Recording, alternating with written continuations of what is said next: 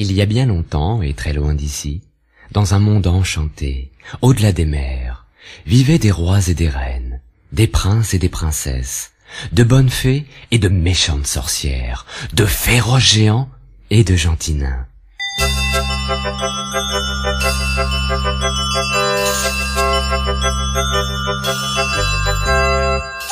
Ouvre ton album, écoute bien et rejoins toi aussi le monde magique d'Il était une fois. Dès que tu entends, tourne la page.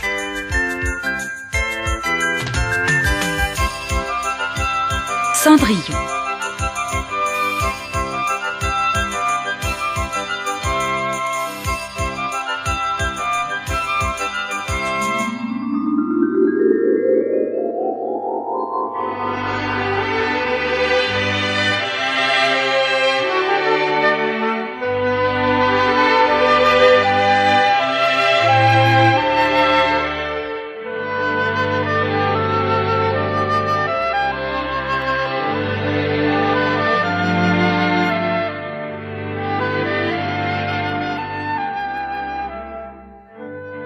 Il était une fois une pauvre orpheline du nom de Cendrillon. Après la mort de sa maman, son papa se remaria avec une dame cruelle et méchante qui, dès le lendemain de son mariage, détestait déjà Cendrillon. Dès le jour où sa belle-mère vint habiter à la maison, la vie de Cendrillon devint un véritable supplice. Sa belle-mère avait 2 filles, aussi disgracieuses que paresseuses. Elle traitait Cendrillon comme leur servante et l'obligeait à coudre, à balayer, à frotter et à récurer la maison du matin au soir. Elle devait dormir au grenier sur un vieux matelas de paille tout troué, car ses 2 demi-sœurs avaient pris possession de sa chambre et dormaient dans son lit douillet. Pauvre Cendrillon! Elle était si fatiguée quand elle avait fini de travailler, et elle avait si froid dans son grenier que pour se réchauffer, elle descendait souvent s'asseoir près des cendres qui crépitaient encore dans la cheminée et dégageaient un peu de chaleur. Voilà pourquoi ses 2 vilaines demi-sœurs l'avaient surnommée Cendrillon. Les jours passèrent, et jamais Cendrillon ne se plaignit de son sort. Un jour, le messager du roi apporta une invitation à un grand bal donné au palais pour réunir toutes les jeunes filles du royaume. Dans tout le pays, les rumeurs allaient bon train. On disait que le roi voulait marier son fils et que le prince choisirait sa fiancée parmi les invités. Les 2 vilaines sœurs étaient folles de joie. « Nous sommes invités au palais !» gloussait-elle. « Vite, Cendrillon, vite! Il nous faut des rubans, de la soie, des perles et des dentelles !» Pendant les semaines qui suivirent, il n'y eut d'autre sujet de conversation que leur toilette pour le grand bal du roi. « Je porterai ma robe rose, bordée de dentelles, » dit la plus jeune. « Et moi, celle qui est cousue de fils d'or, » rétorqua l'aînée. Le jour du bal, Cendrillon passa la journée à repasser les robes de ses demi-sœurs, puis elle les aida à s'habiller. « Pourrais-je vous accompagner au bal ?» demanda-t-elle timidement.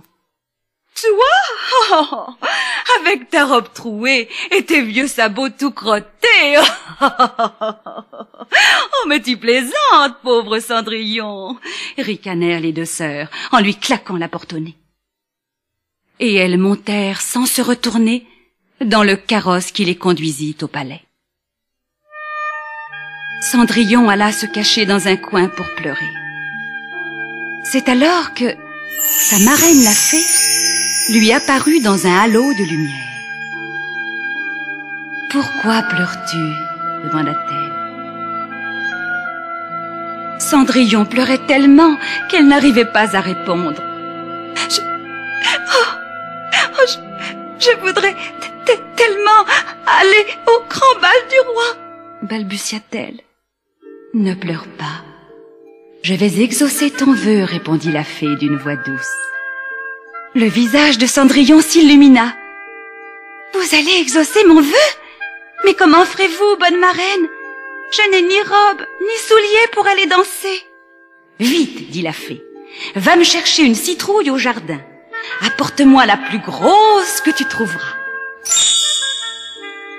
Cendrillon courut au potager en se demandant ce que sa marraine la fée allait bien pouvoir faire avec une citrouille.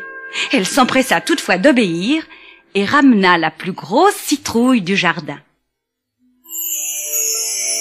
Et hop, d'un coup de baguette magique, la fée transforma la citrouille en carrosse d'or, étincelant comme le soleil.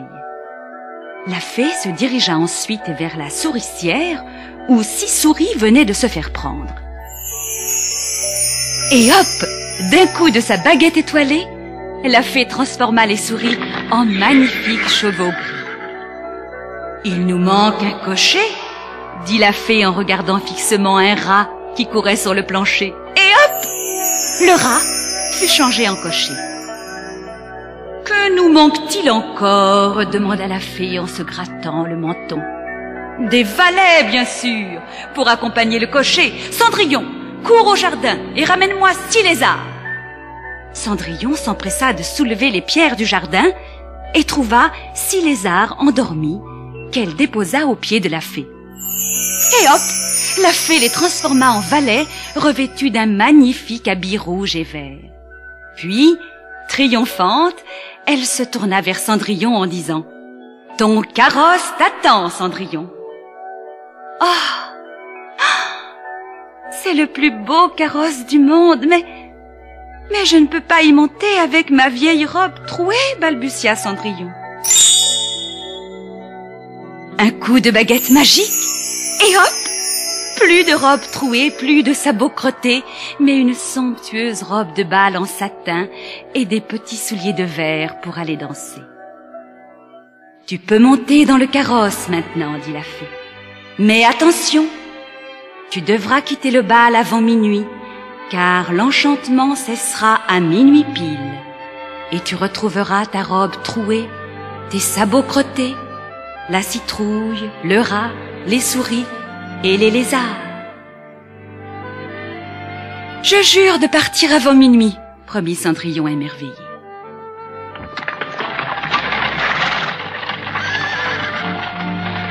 Le fils du roi avait entendu dire qu'une princesse étrangère allait venir au bal. Lorsqu'il vit Cendrillon arriver dans son carrosse d'or, il ne douta pas un seul instant qu'il s'agissait de l'inconnue, et il se précipita au-devant d'elle pour l'accueillir et la conduire à la salle de bal.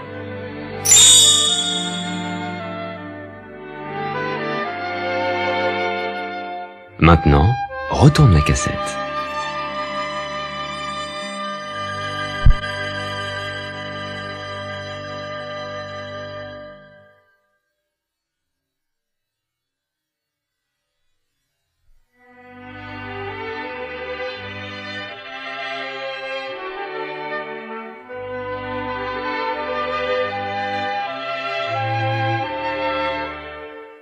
Dès qu'elle entra au bras du prince, si belle et rayonnante de bonheur, un grand silence se fit dans la salle. Les musiciens arrêtèrent de jouer. Les invités cessèrent de danser. Et tout le monde contempla avec stupéfaction cette belle étrangère que personne ne connaissait.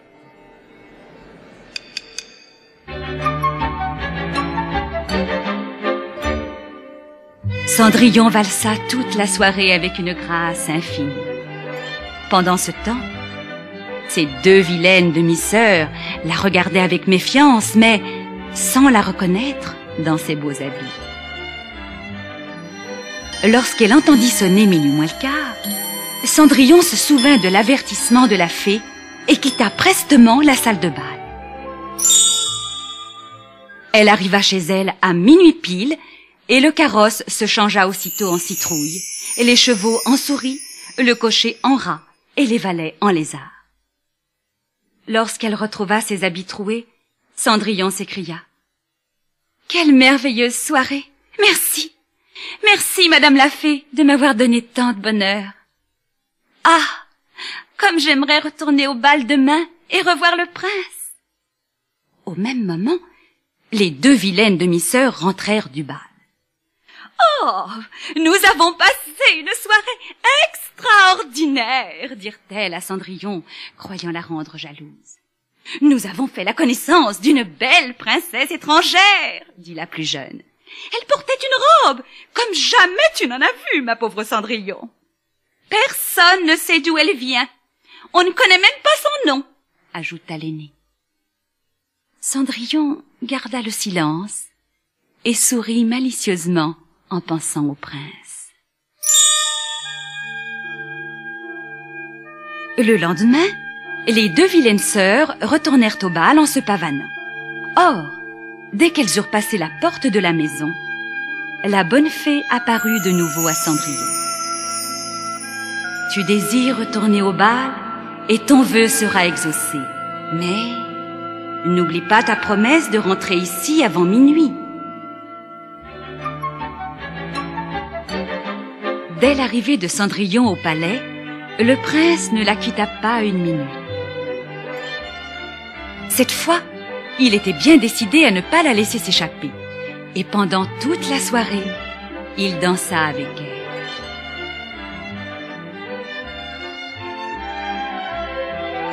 Cendrillon était si heureuse qu'elle oublia sa promesse. Quand soudain, elle entendit sonner le premier coup de minuit. Elle s'affola et quitta la salle de bal en courant. Oh, ouf! Il était temps. Lorsqu'elle arriva aux portes du palais, elle n'avait plus ni carrosse, ni chevaux, ni cochers, ni valets. L'enchantement avait pris fin. Il ne restait à Cendrillon qu'un petit soulier de verre qu'elle avait gardé serré contre son cœur en s'enfuyant. Dans sa fuite, elle avait perdu l'autre dans les escaliers du palais, mais, heureusement, le prince l'avait ramassé.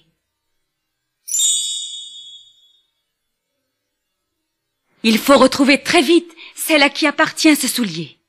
C'est elle que je veux épouser, dit-il à son père d'un ton décidé. Dès le lendemain matin, le roi envoya ses messagers sillonner son royaume pour faire essayer le soulier à toutes les jeunes filles et retrouver ainsi la belle inconnue dont le prince était amoureux. Les messagers arrivèrent à la maison de Cendrillon en fin de journée. Ils étaient épuisés. De toutes les jeunes filles qui avaient essayé le soulier, aucune n'avait le pied assez fin pour pouvoir le chausser. Les deux vilaines demi-sœurs faillirent le casser tant elles se donnèrent du mal pour l'essayer. Mais, peine perdue, elles n'y réussirent pas. Alors, Cendrillon s'approcha. « Oh, la Souillon veut essayer le soulier de la fiancée du prince. C'est vraiment trop drôle, n'est-ce pas ?» ricanèrent-elles en chœur. « Le prince nous a ordonné de faire essayer ce soulier à toutes les jeunes filles du royaume, » répliquèrent les messagers du roi. Cendrillon glissa son petit pied dans le soulier. « Regardez, il lui va à ravir !» s'écria un messager. « Comment ? Mais c'est impossible !» s'écrièrent les deux demi-sœurs, à la fois incrédules et vertes de jalousie. Alors, d'un petit paquet qu'elle tenait serré contre son cœur, Cendrillon sortit l'autre petit soulier de verre qu'elle avait conservé. Au même moment, sa marraine la fée apparut et, hop, d'un coup de baguette magique, elle rendit à Cendrillon la robe en satin qu'elle portait le soir du bal. Les messagers reconnurent aussitôt la belle inconnue qui avait séduit le prince et ils l'escortèrent jusqu'au palais pour la présenter au roi. Quelques jours plus tard, le roi donna le plus grand bal de son règne pour célébrer le mariage du prince et de Cendrillon. « Me ferez-vous l'honneur de la première danse ?» demanda le prince à sa jeune épouse lorsque les musiciens commencèrent à jouer. Cendrillon prit son bras en souriant et, cette fois, ils dansèrent toute la nuit.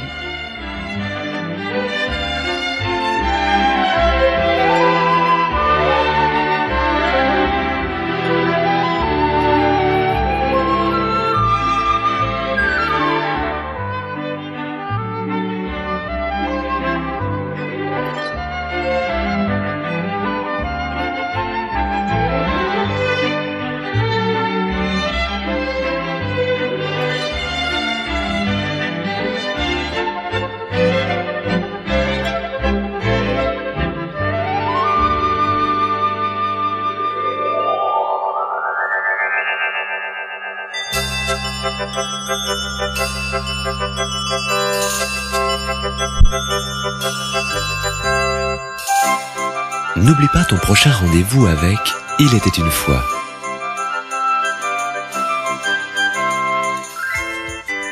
Tu découvriras l'histoire extraordinaire de la chemise de la trisaïeule.